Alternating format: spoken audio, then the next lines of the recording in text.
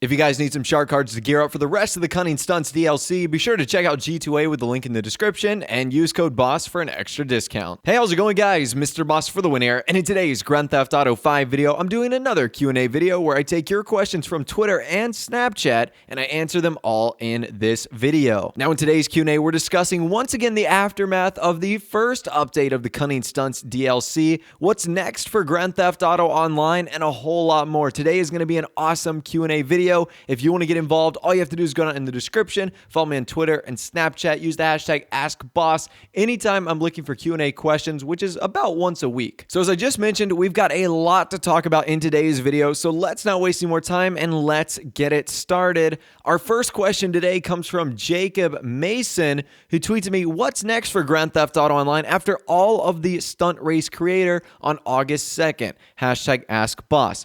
Okay, so obviously I don't have like any inside information. I don't know anything like that. But from what we've seen lately, it looks as if the next DLC theme might be biker related, which is super cool. So I know there's been a huge outcry from the biker community to do something related to motorcycles, choppers, sports bikes, anything like that. But also, I think that could be cool to see the expansion into places like Blaine County, Paleto Bay, Sandy Shores, and a whole lot more. So obviously that's gotten me pretty excited, but I'm also very interested to see if Rockstar will kind of do a new theme. Because if you think about it, for the past, I guess, year, it's been cars or like lowriders and cars and then kind of criminal activity. So, and I know that's a big part of Grand Theft Auto Online. Obviously, you're supposed to be a criminal, but I would love to see Rockstar explore kind of a different theme. That would be really cool, and bikers seems to be right up that alley. Now, they could still tie it to like a criminal underworld kind of rep, so if drug dealing was involved or, you know, some sort of VIP system for the bikers was also involved. So there's definitely a way to tie it back to Grand Theft Auto Online's roots, but I'm excited to see where Rockstar goes.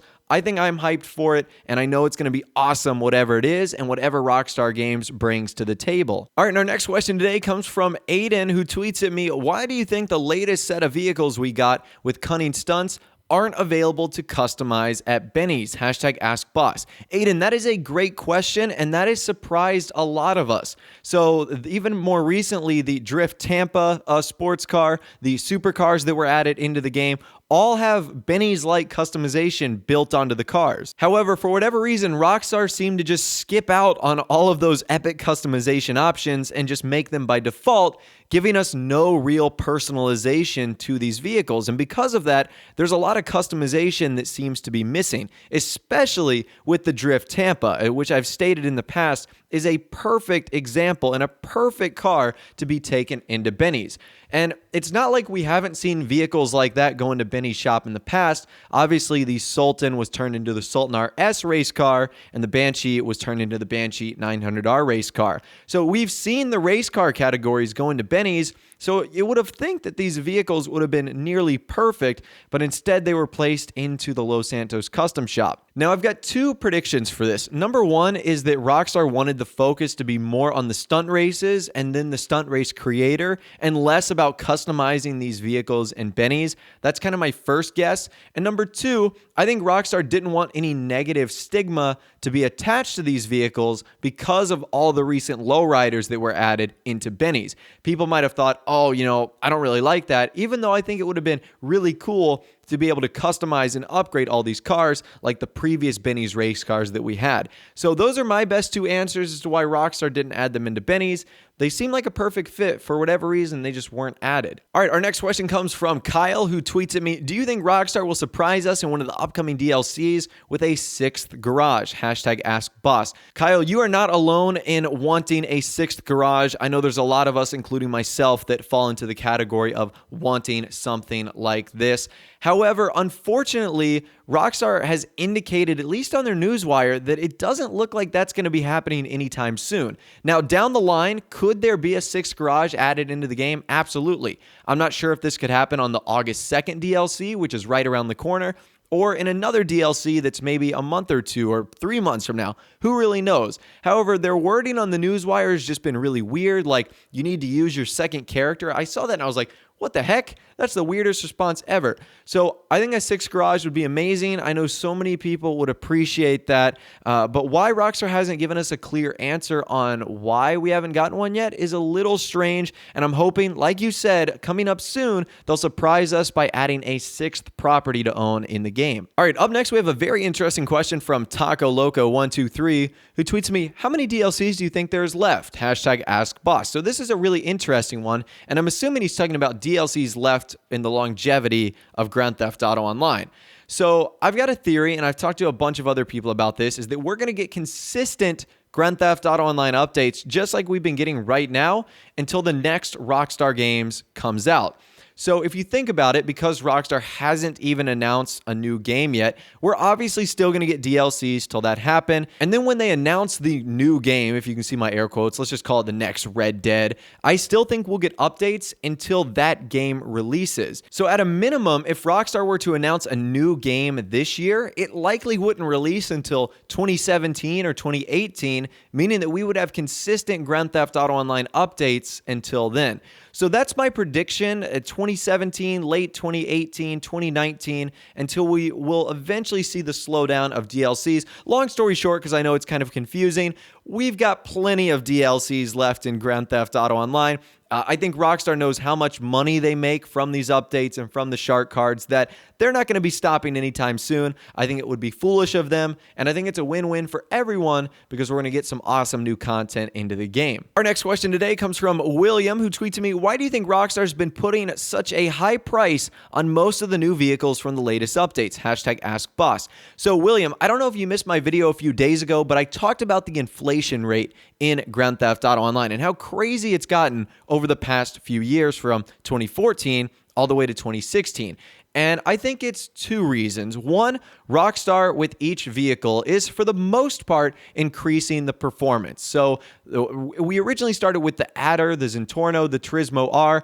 The new supercars that have been added into the game have clearly been better. And that's just one example. That's one car class. So maybe that's a reason. With increased performance and features, they're adding the price.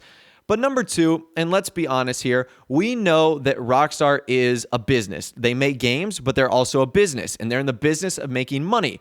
And they're trying to stretch Grand Theft Auto Online as long as they can. Why would they not? It's a successful thing. So naturally, raising the prices of the in-game items will either encourage people to play the game more, to earn more money, or it will encourage them to buy shark cards, which directly gives money to Rockstar.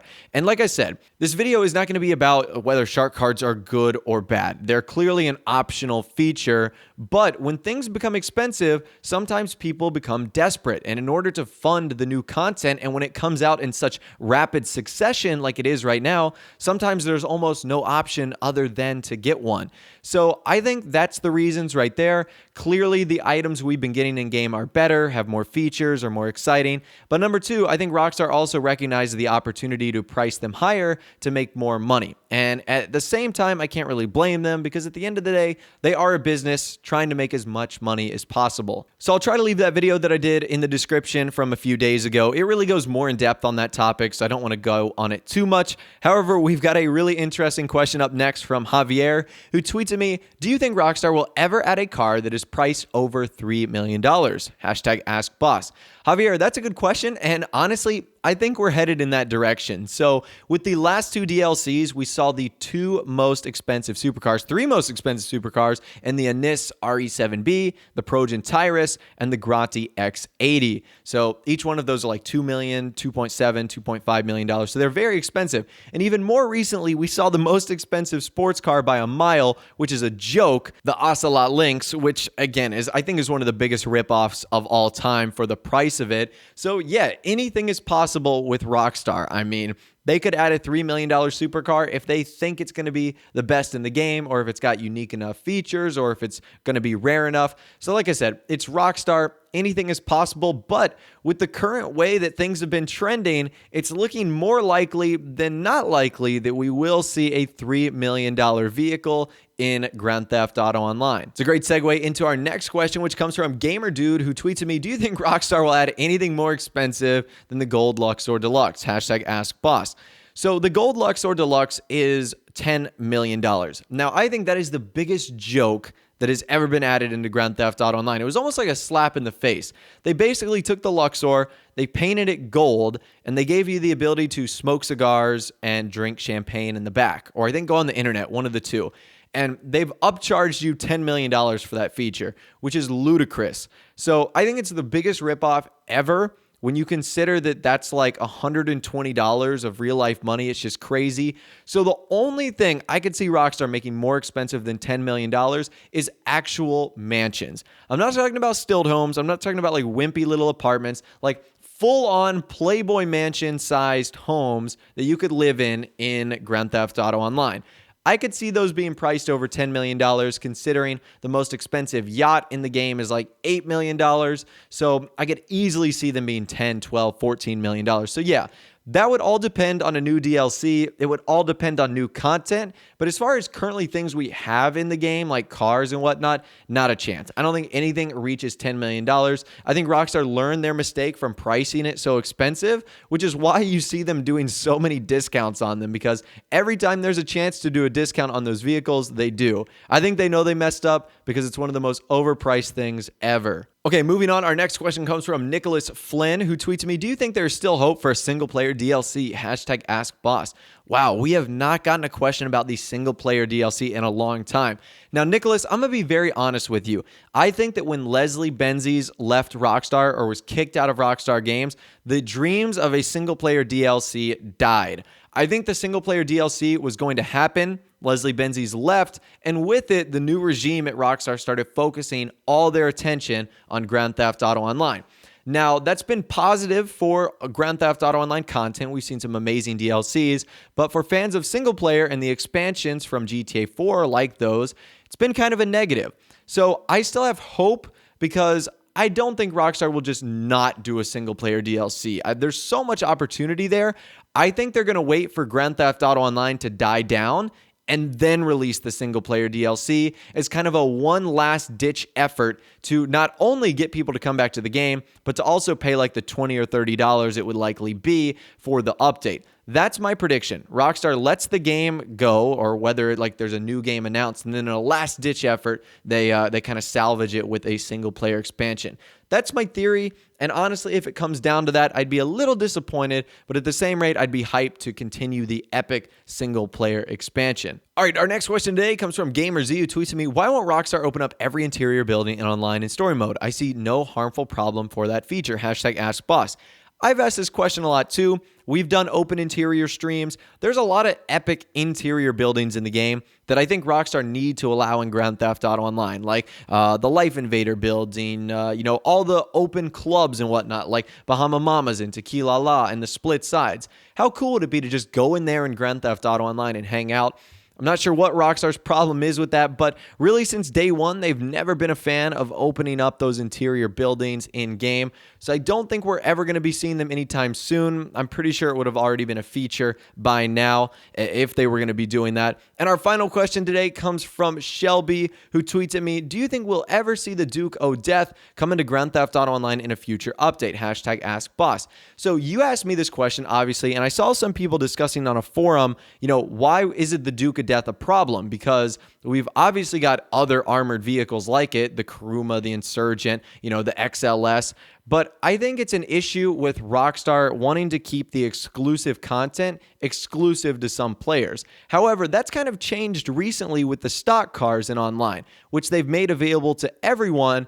For returning players, it's free, but for non-returning players, you can buy it online. And I think it would be cool to see the Duke of Death in online. I think it's an epic car. I think it's got a ton of epic features, and it would be so cool to see driving around the streets of Los Santos. So yeah, I think the Duke of Death would be awesome in online. Will Rockstar ever consider it? It's looking a little bit more likely now since they added the stock cars, but who knows, and who knows if they're ever going to make it into the game. But anyways, that's all the questions that I'm going to be answering in this week's Q&A video. Hopefully you guys did enjoy. As always, if you want to get involved in the next one, all you have to do is go down in the description, follow me on Twitter, and use the hashtag AskBoss anytime I'm looking for Q&A questions, and you might find yourself featured in the next video. If you did go on to enjoy, though, a like rating would, of course, be awesome. And also, subscribe to my YouTube channel if you are new, where you like daily GTA 5 videos like this. With all the way, guys, like I said, thanks for watching, take care, and I'll see you guys in the next video.